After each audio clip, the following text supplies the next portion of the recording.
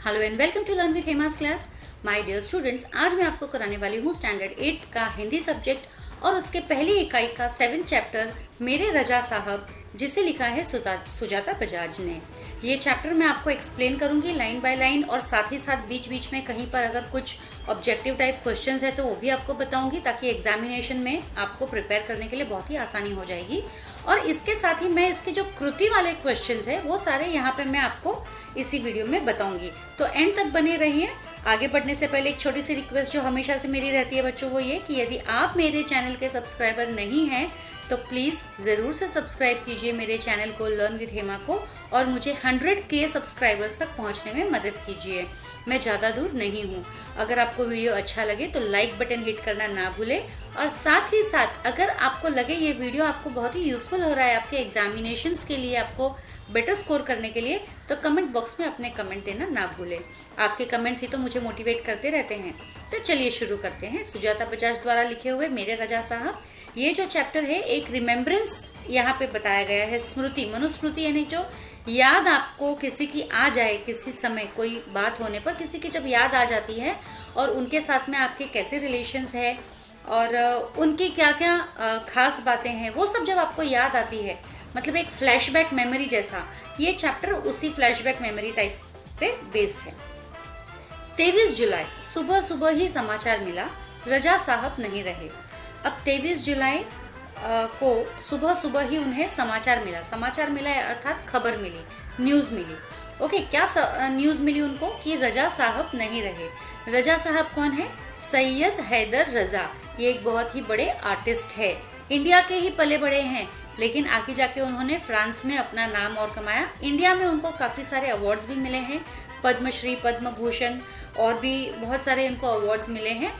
तो ये बहुत ही फेमस एक पेंटर है, राइटर है, जिनके साथ सुजाता बजाज जी का एक इंटरेक्शन हुआ था, एक एग्जीबिशन में वो मिले थे, और उसके बाद में अच्छे खासे उनके दोस्ताना रिलेशंस रहे हैं।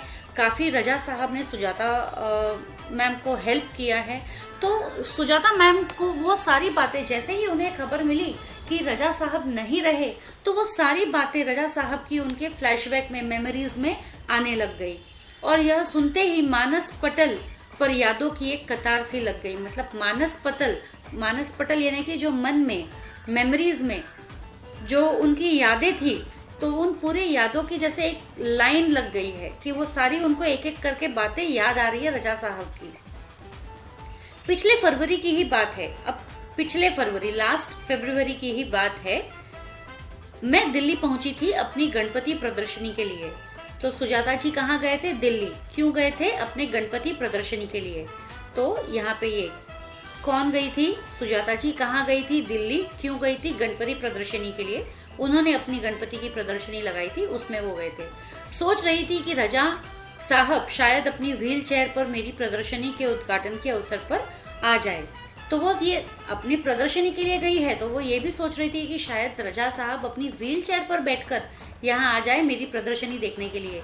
तो हो सकता है इस वक्त वो ऑलरेडी रजा साहब को जानती हो और रजा साहब व्हील चेयर पर आ जाए, अर्थात इसका मतलब ये है कि उस वक्त रजा साहब बीमार चल रहे थे और व्हील चेयर पर आ रहे हैं, मतलब उन्हें सपोर्ट सिस्टम की ज़रूरत थी, वो खुद चल फिर नहीं सकते थे। तो उम्र भी हो सकती है, काफ़ी उम्र हो गई थी उनकी। तो सोच रही थी कि रजा साहब शायद अपनी व्हील चेयर पर मेरी प्रदर्शनी के उद्घाटन के अवसर पर आ जाए। पर उस रात कुछ अनहोनी सी हुई। मतलब सब कुछ ठीक नहीं था। उस रात रजा साहब सपने में आए। तो रजा साहब क्या हुआ? सपने में आए, सुजाता जी के सपने में आए। मुझे उठाया, रजा साहब ने सुजाता जी को उठाया, हमने बातें की। मतलब सुजाता जी जो सपने में ही रजा साहब से बातें कर रही है।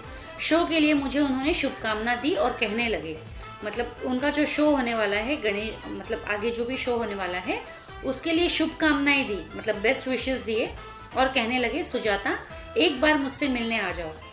मतलब बेस्ट विशेस सपने में, ये सब कुछ सपने में ही हो रहा है। वो आए उनसे मिलने के लिए, उनको उठाया, उनसे बातें की और उनको बेस्ट विशेस दिया उनके आगे के प्रोग्राम के लिए, और उनसे ये भी कहा कि तुम एक बार मुझसे मिलने आ जाओ, अब मैं जाने वाला हूँ। मतलब देखो, उनको है ना मतलब पहले से ही एहसास हो गया था कि रजा साहब जो है अब शायद ज़्यादा समय नहीं रहने वाले हैं। तो रजा साहब उनके सपने में आके ही उनसे ये कह रहे हैं कि अब मैं जाने वाला हूँ। इसके बाद तो रुकना मुश्किल था। अभी डेफिनेटली जब उनके सपने में रजा साहब आए और उनसे कहा कि अब मैं ज़्यादा नहीं रहने वाला हूँ, अब मैं जाने वाला हूँ, तो डेफिनेटली बहुत लगाव था उनका रजा साहब के प्रति, तो वो कैसे रुक सकती थी। मैं पहुँच गई उनसे मिलने, यानी सुजाता जी पहुँच गई उनसे मिलने। वे अस्पताल में शून्य की तरह लेटे हुए थे। तो रजा साहब जो है अस्पताल में शून्य की तरह लेटे हुए थे। शून्य की तरह लेटे हुए होना अर्थात बिल्कुल भी सेंसेस ना होना, मतलब होश नहीं होना, एकदम बेहोशी की तरह वो लेटे हुए थे, मतलब सुध नहीं होना, खुद की कोई भी सुध नहीं होना। मैंने उनके हाथों को छुआ। तो रजा साहब से जब वो मिलने गए अस्पताल में तो सुजाता जी ने उनके हाथों को छुआ। सिर्फ सांस चल रही थी, अलविदा कहकर लौट आई। मतलब हाथों को छूने से सिर्फ ऐसा लग रहा था जैसे मानो जान तो बिल्कुल नहीं है शरीर में, लेकिन सांसें चल रही थी। तो सिर्फ सांसें ही चल रही थी, बाकी और कुछ नहीं बचा था शरीर में। तो अलविदा कहकर वे चली आई। तो उन्हें फिर बाद में वहां पर उन्होंने अलविदा कहा और वो घर लौट आई। रजा साहब अब यहाँ पे सुजाता जी जो है रजा साहब के बारे में और ज्यादा बता रही है। रजा साहब अपने धर्म के साथ साथ उतने ही हिंदू और ईसाई भी थे। अब यहाँ पे सुजाता जी कहते हैं कि रजा साहब वैसे तो इस्लामिक धर्म से बिलोंग करते थे, लेकिन फिर भी वो हिंदू धर्म और ईसाई धर्म को भी उतना ही इम्पोर्टेंस देते थे। ईसाई यानी कैथलिक, क्रिश्चियन। उनके स्टूडियो में गणपति की मूर्ति, क्रॉस, बाइबल, गीता, कुरान, उनकी माँ की एक फोटो, गांधी जी की आत्मकथा व भारत से लाई हुई मोगरे की कुछ सूखी मालाएं, सब एक साथ रखा रहता था। अब ये जो है आपका देखो यहाँ पे वन वर्ड में, वन लाइन में या फिर वो कृति टाइप का क्वेश्चन आ जाएगा कि उनके स्टूडियो में क्या क्या रहता था। रजा जी के स्टूडियो में क्या क्या रहता था?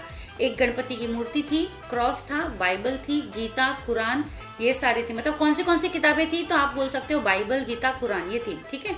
और क्या क्या चीजें थी इनके अलावा? गणपति की मूर्ति थी, क्रॉस था, उनकी माँ की एक फोटो थी। किन की फोटो थी? उनकी माँ की एक फोटो थी। और गांधी जी की आत्मकथा थी, वह भारत से लाई हुई मोगरे की कुछ सूखी मालाएं। तो भारत से क्या लाई हुई थी? कौन सी चीज थी जो भारत से लाई हुई थी? मोगरे की कुछ सूखी मालाएं। और ये सारी की सारी चीजें, सभी धर्म की किताबें और ये जो निशानियां हैं, वो सारी की सारी चीजें वे एक साथ में रखते थे। वे गणेश को भी पूजते थे और हर रविवार को सुबह चर्च में भी जाते थे। यानी वो गणेश जी को भी पूजा करते थे, गणेश जी की पूजा भी करते थे। और हर रविवार को, वैसे कैथलिक्स जो एवरी संडे मोस्टली वो चर्च जाते हैं, तो वो हर रविवार को चर्च भी जाते थे। एक दिन जहांगीर आर्ट गैलरी में प्रदर्शनी देखते हुए किसी ने कहा, तो एक दिन जब वो जहांगीर आर्ट गैलरी में प्रदर्शनी देख रही थी, सुजाता जी जहांगीर आर्ट गैलरी में प्रदर्शनी देख रही थी, प्रदर्शनी ने एग्जीबिशन अटेंड कर रहे थे, तो किसी ने कहा, तो किसी ने जस्ट एक आवाज दी होगी, अरे यह तो एस.एच. रजा है। एस.एच. रजा मतलब सैयद हैदर रजा। मैं एकदम सावधान हो गई क्योंकि मेरी सूची में उनका भी नाम था। अब सुजाता जी एकदम सावधान हो गए, सतर्क हो गए कि उनकी जो सूची थी, उन्होंने जो लिस्ट बनाई थी, उनमें रजा जी का भी नाम था। मैंने उनके पास जाकर कहा, रजा साहब आपसे बात करनी है।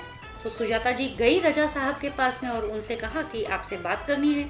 वे देखते ही रह गए। उन्होंने मुझे इंटरव्यू दिया, बहुत सारी बातें की। अचानक मुझसे पूछने लगे कि आप और क्या क्या करती है। मैंने कहा मैं कलाकार हूँ, पेंट करती हूँ।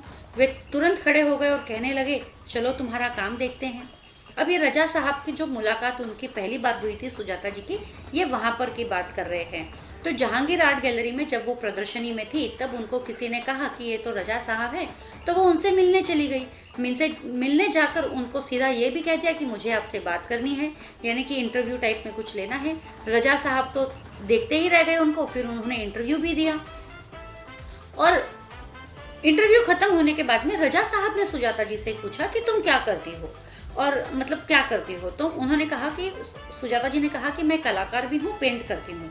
तो सुजाता जी क्या करती है? वे एक कलाकार है। कौन है वो? वे एक कलाकार है। और वो क्या करती है? वो पेंटिंग करती है। तो वे तुरंत खड़े हो गए और कहने लगे, चलो तुम्हारा काम देखते हैं।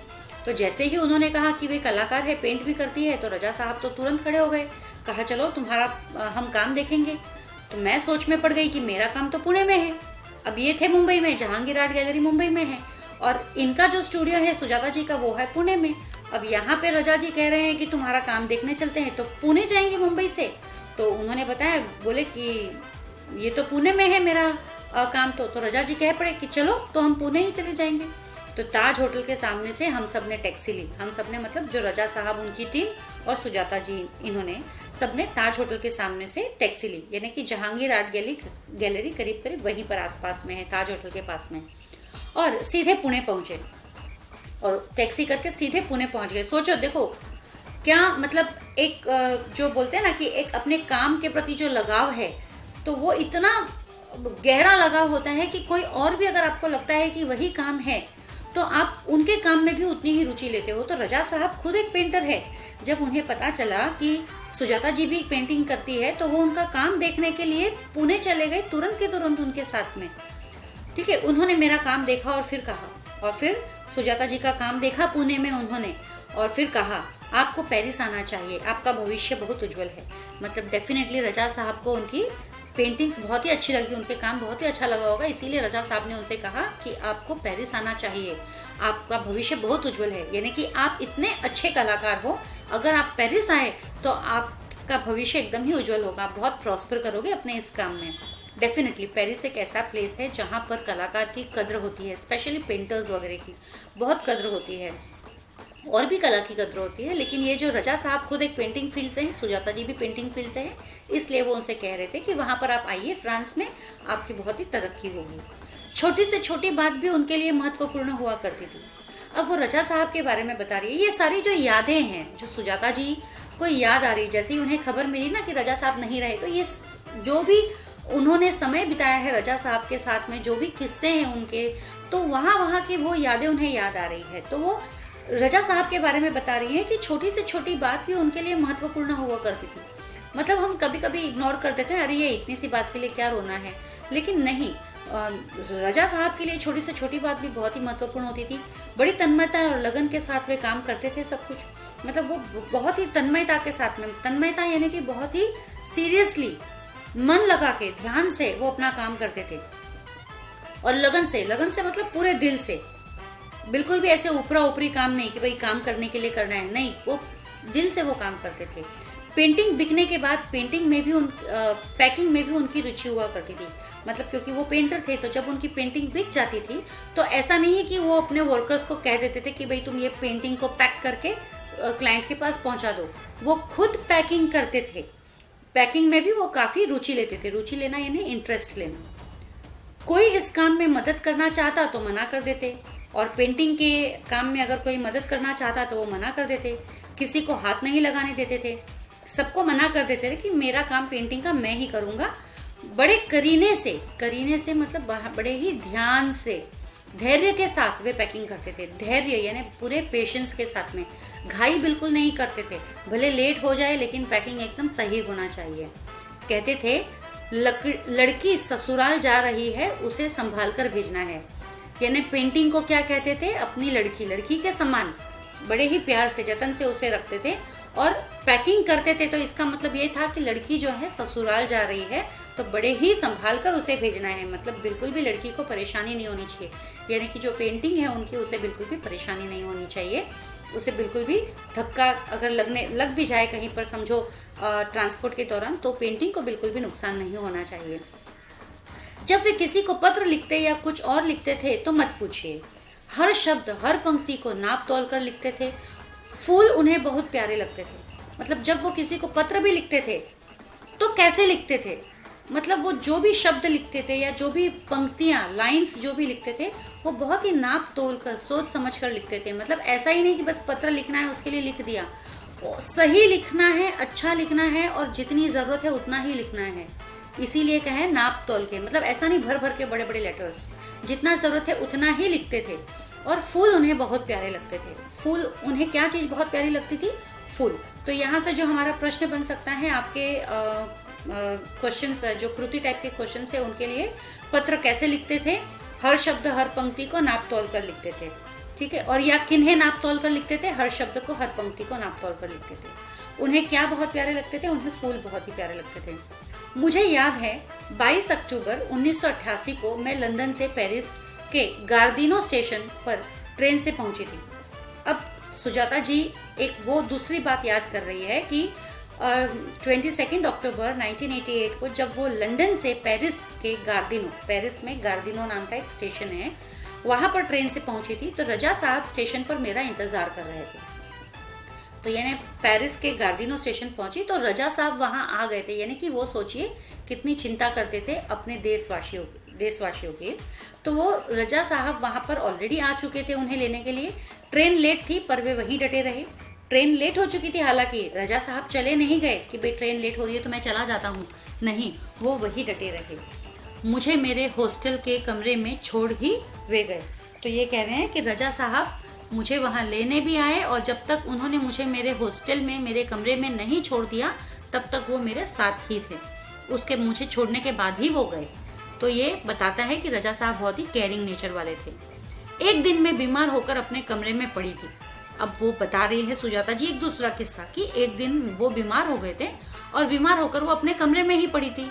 रात 11 बजे रजा साहब मेरे लिए दवा, भारतीय रेस्टोरेंट से खाना पैक करवा कर पहुंच गए। तो रजा साहब देखो किस तरीके से ध्यान रखा। तो रात के 11 बजे रजा साहब उनके घर पहुंच गए। पहली चीज दवाई ली और दूसरी चीज उनके लिए भारतीय रेस्टोरेंट से खाना लिया। मतलब वेजिटेरियन ही होंगे तो भारतीय रेस्टोरेंट में वेजिटेरियन फूड मिलेंगे, तो वो वहां से उन्होंने खाना लिया, पैक करवा कर पहुंच गए। मेरे घर वालों को फोन करके कहा, अब सुजाता जी शायद वहां अकेली रहती होंगी, तो रजा साहब कितने केयरिंग है, एक तो दवा लेकर गए, खाना लेकर गए और साथ ही साथ घर वालों को भी फोन करके कहा कि आप लोग चिंता न करें, मैं हूँ पेरिस में सुजाता की चिंता करने के लिए। तो घर वालों के कहा कि आप लोग उसकी बिल्कुल चिंता ना करें, मैं हूँ यहाँ पर उसकी चिंता करने के लिए। मतलब घर वाले भी एकदम निश्चिंत हो गए। अभी नेचुरली कोई इंसान घर से दूर है और वहाँ बीमार हो गया, कोई है नहीं केयर करने के लिए, तो घर वालों को भी चिंता होगी ही ना। तो यहाँ पे रजा साहब ने घर वालों को आश्वासन दिया कि आप बिल्कुल चिंता ना करें, मैं हूँ यहाँ पे, सारी चिंता अब मैं करूँगा, मतलब उनकी देखभाल करूँगा। हर बार जब मैं या रजा साहब पेंटिंग पूरी करते तो सबसे पहले एक दूसरे को दिखाते थे। अब और दूसरे किस्से बता रही है कि जब भी मैं कोई पेंटिंग पूरी करती या रजा साहब कोई पूरी पेंटिंग अपनी कंप्लीट करते तो हम एक दूसरे को दिखाते थे। दोनों एक दूसरे के ईमानदार समालोचक थे। दोनों एक दूसरे के ईमानदार समालोचक थे, मतलब पेंटिंग का सही इवैल्यूएशन करके बताते थे, यानी कि पेंटिंग कैसी है, अच्छी है, बुरी है, कहीं पर कमी है, कहीं पर ज़्यादा हो गया है, कलर कॉन्ट्रास्ट ज़्यादा हो गया है या कुछ फीकी लग रही है। तो जो भी है ऑनेस्टली समालोचक, मतलब ऑनेस्टली अपना ओपिनियन देते थे पेंटिंग के बारे में। तो रजा साहब जब भी पेंटिंग पूरी करते या सुजाता जी जब भी पेंटिंग पूरी करती तो वो एक दूसरे को अपनी पेंटिंग दिखाते थे, एक ऑनेस्ट ओपिनियन लेते थे पेंटिंग के बारे में। हमने मुंबई, लंदन, पेरिस और न्यूयॉर्क में साथ साथ प्रदर्शनियां की पर कभी कोई विवाद नहीं हुआ। अब यहाँ पे सुजाता जी कहती है कि उन्होंने रजा साहब के साथ मिलकर मुंबई में, लंदन में, पेरिस में, न्यूयॉर्क में, कौन से 4 सिटीज के नाम यहाँ पे आए हैं, मुंबई, लंदन, पेरिस, न्यूयॉर्क, ये 4 सिटीज के नाम आए हैं। तो यहाँ पर साथ में इन्होंने मतलब साथ में मिलकर काम किया, एग्जीबिशंस रखे। तो कई बार क्या होता है ना कि जब 2 पेंटर्स साथ में काम करते हैं तो हो सकता है कहीं ना कहीं कुछ कॉन्फ्लिक्ट हो, लेकिन इनके बीच में कभी कोई विवाद नहीं हुआ, कॉन्फ्लिक्ट नहीं हुआ। यह उनके स्नेह व अपनेपन के कारण ही था। और ये इसलिए था क्योंकि जो बड़े थे रजा साहब वो बहुत ही स्नेहपूर्ण थे। स्नेहपूर्ण यानी कि अपने से छोटों के प्रति वे इज्जत भी करते थे और उनको उनकी केयरिंग भी करते थे और उनकी बात का भी मान रखते थे।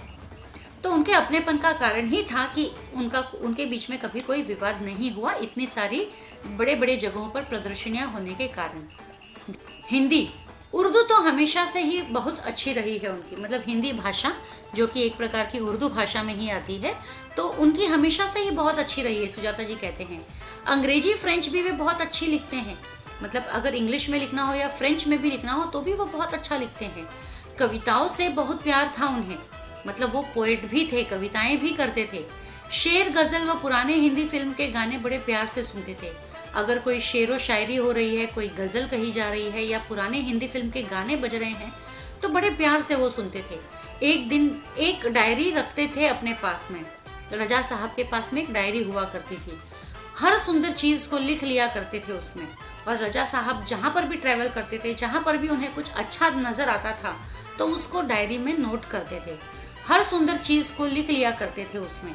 तो डायरी में क्या लिख लिया करते थे, हर सुंदर चीज को लिख लिया करते थे। उनकी क्या बहुत अच्छी थी, हिंदी अच्छी थी। और किन भाषाओं में अच्छा लिखते थे वो, अंग्रेजी और फ्रेंच में भी बहुत अच्छा लिखते थे। और किन से उन्हें ज्यादा प्यार था, कविताओं से उन्हें बहुत प्यार था। और क्या चीज बड़े प्यार से सुनते थे वो, शेर, गजल और पुराने हिंदी फिल्म के गाने। ठीक है। तो मेरी बेटी हेलेना बहुत खूबसूरत हिंदी बोलती थी, तो उन्हें बहुत गर्व होता था। अब वो सुजाता जी बात कर रहे हैं, सुजाता जी की बेटी है, उनका नाम है हेलेना। तो ये प्रश्न भी आ सकता है, सुजाता की बेटी का नाम, तो वो है हेलेना। तो सुजाता जी की जो बेटी थी हेलेना, वो बहुत ही अच्छे हिंदी बोलती थी, बहुत ही अच्छा हिंदी बोलती थी। तो जब वो सुजाता की बेटी को, हेलेना को हिंदी बोलते हुए सुनते थे रजा साहब, तो उन्हें बहुत गर्व महसूस होता था। वे हमेशा उसके साथ शुद्ध हिंदी में ही बात करते थे। तो ये जो रजा साहब है, हमेशा हेलेना के साथ में शुद्ध हिंदी में ही बात करते थे। रजा साहब को अच्छे खाने का शौक बहुत था, पर दाल चावल रोटी आलू की सब्जी में जैसे उनकी जान अटकी रहती थी। तो रजा साहब जो है, उनको वो खाने पीने के भी शौकीन थे।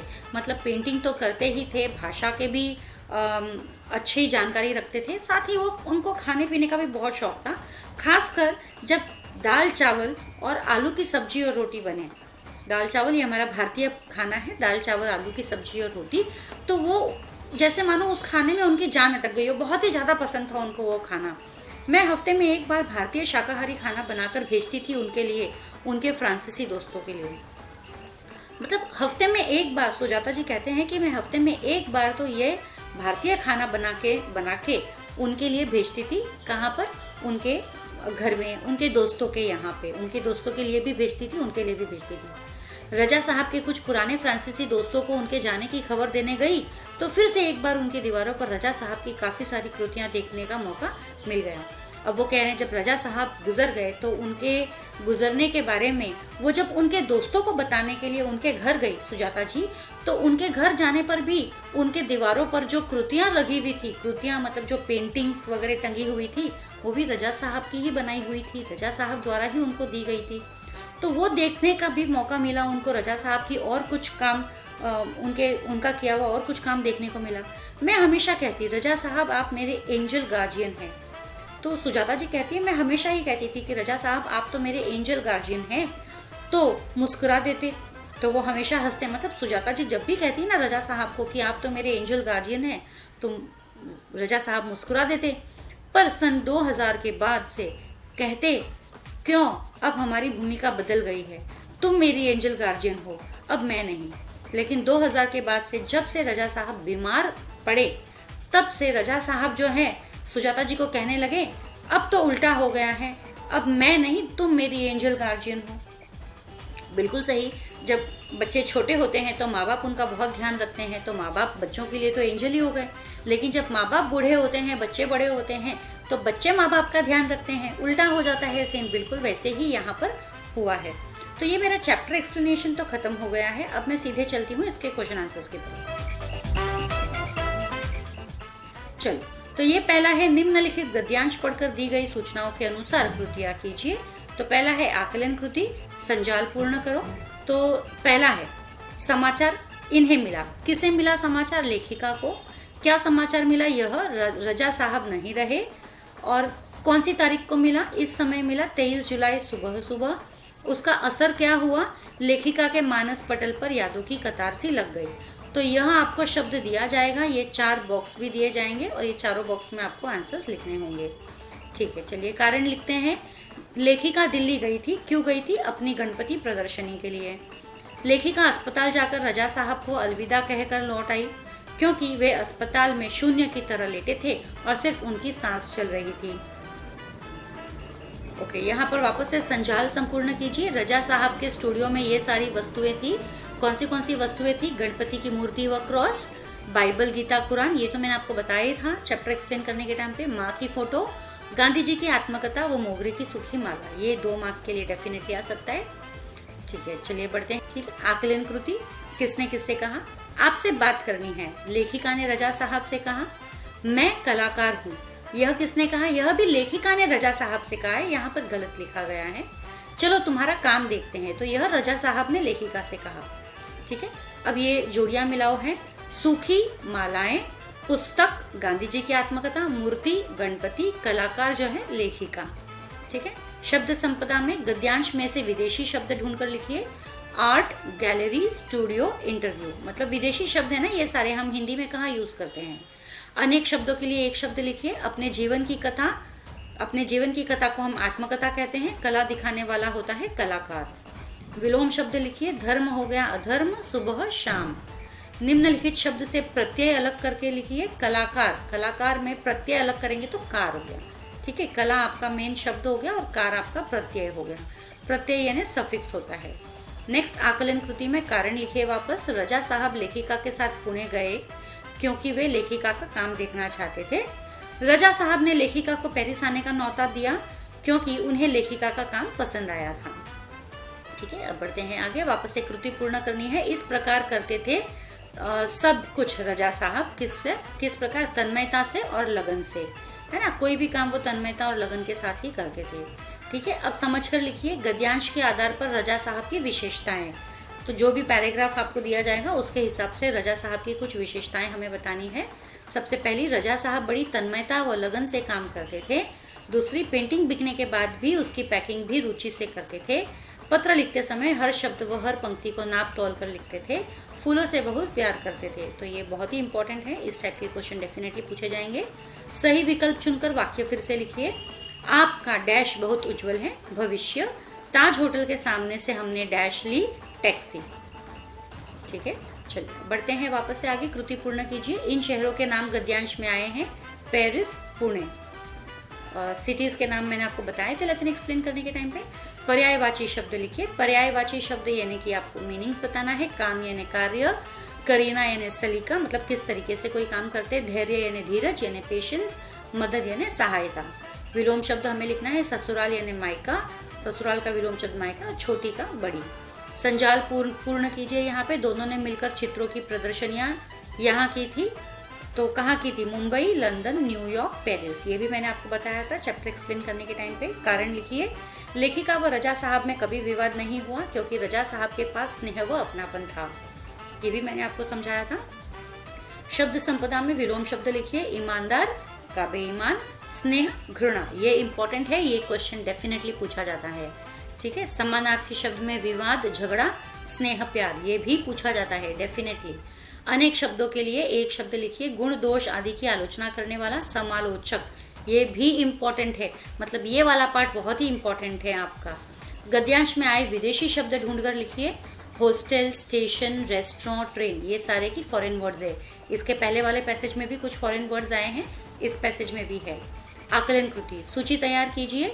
पाठ में उल्लेखित विविध भाषाएं, कौन सी भाषाओं के नाम है, हिंदी, उर्दू, फ्रेंच, अंग्रेजी। पाठ में उल्लेखित विविध देश के नाम, लंदन, पेरिस, न्यूयॉर्क। कारण लिखिए। लेखिका की लड़की के साथ रजा साहब शुद्ध हिंदी में बातें करते थे क्योंकि लेखिका की बेटी बहुत खूबसूरत हिंदी बोलती थी। रीजन है, लेखिका हफ्ते में एक बार रजा साहब के लिए भारतीय शाकाहारी खाना बनाकर भेजती थी। क्यों? क्योंकि उन्हें खाने का शौक था और वे दाल, चावल, रोटी व आलू की सब्जी बड़े शौक से खाते थे।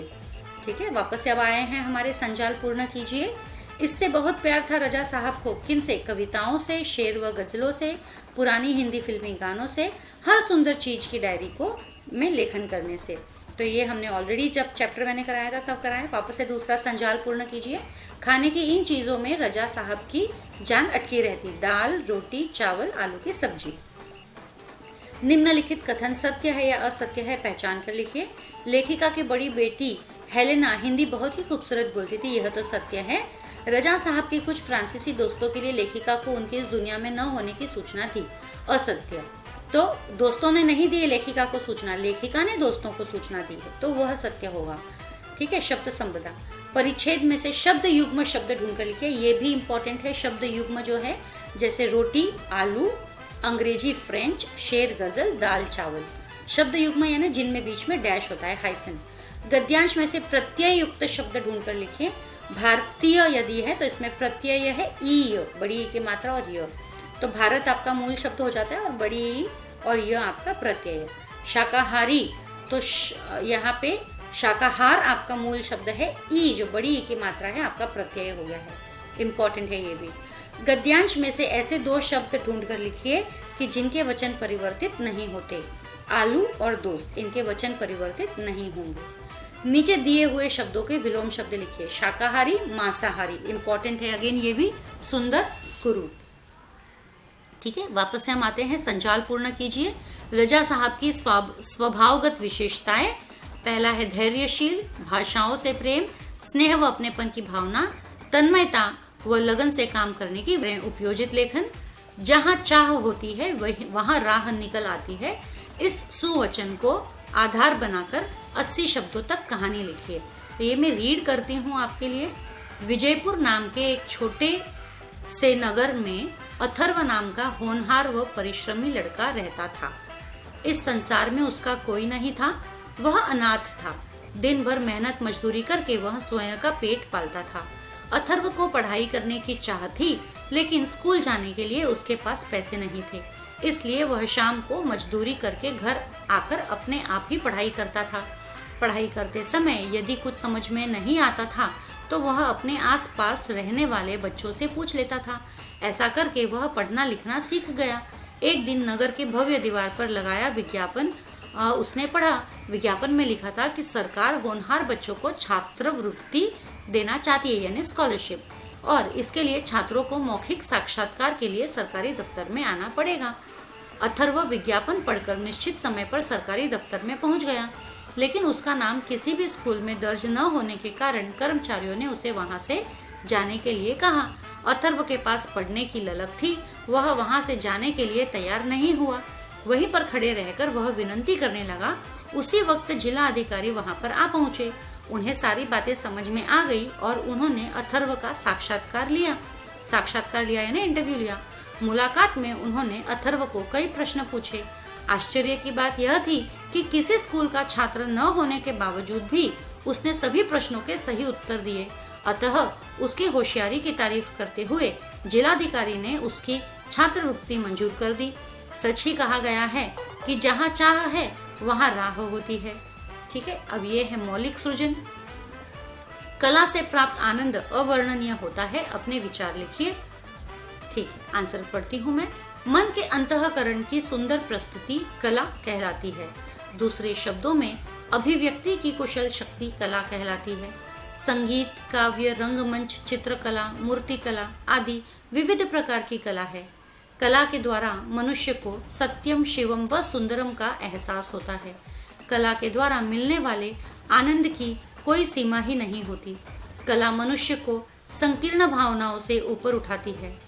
कला मनुष्य के हृदय को सौंदर्य, उल्लास व मनोरंजन से भर देती है। ताजमहल अद्वितीय कला का एक रूप है। उसे देखकर मनुष्य का हृदय हर्ष एवं खुशी से झूमने लगता है। ताजमहल को देखकर कवि सुंदर कविता लिखता है तो चित्रकार अद्भुत चित्र का निर्माण करता है। इसलिए कला से प्राप्त आनंद अवर्णनीय होता है। तो इसके साथ ही मेरा ये चैप्टर एक्सप्लेनेशन और इससे रिलेटेड क्वेश्चन आंसर्स खत्म हुए। आज के लिए इतना ही। जल्द ही मिलेंगे अगले वीडियो में। तब तक के लिए stay safe, stay secure. Thank you.